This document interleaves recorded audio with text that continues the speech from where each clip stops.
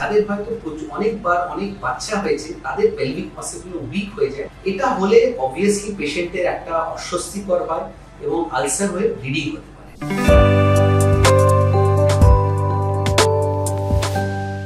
নমস্কার, welcome to ডাক্তারবাবু YouTube channel.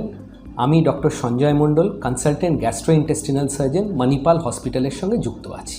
আজকে আমরা কথা বলবো রেকটাল প্রোল্যাপস নিয়ে। রেকটাল প্রোল্যাপস একটা রোগ যেখানে রেকটামটা পায়খানা রাস্তা দিয়ে পুরোপুরি বেরিয়ে আসে। এটা সাধারণত হয় আমাদের যদি পেলভিক মাসলগুলো উইক হয়ে যায়, এবং সাধারণত দেখা গেছে বয়সকালে খুব বয়স্ক পেশেন্ট, স্পেশালি মহিলা যাদের হয়তো অনেক বাচ্চা হয়েছে তাদের পেলভিক মাসলগুলো উইক হয়ে যায় এবং তাদের এই রেকটামটা পুরো বেরিয়ে এসে প্রোল্যাপস হয়ে যায়।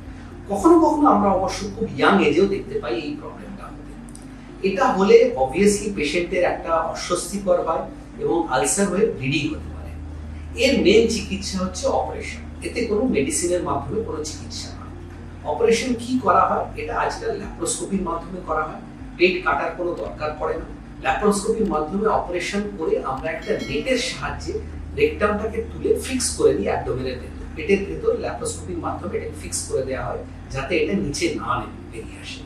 এবং এটি সিম্পল একটা অপারেশন। পেশেন্টকে 2 থেকে 3 দিন হয়তো হসপিটালে থাকতে হয় এবং তারপর 7-10 দিনে সে কাজকর্মতে জয়েন করতে পারে।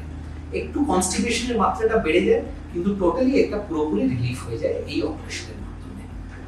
এটা আমরা যেটা রেকমেন্ড করি, বয়সকালে পেশেন্টদেরও রেকমেন্ড করি এবং ইয়াং পেশেন্টদেরও এই সার্জারিটা রেকমেন্ড করা হয় যদি প্রোল্যাপস থাকে।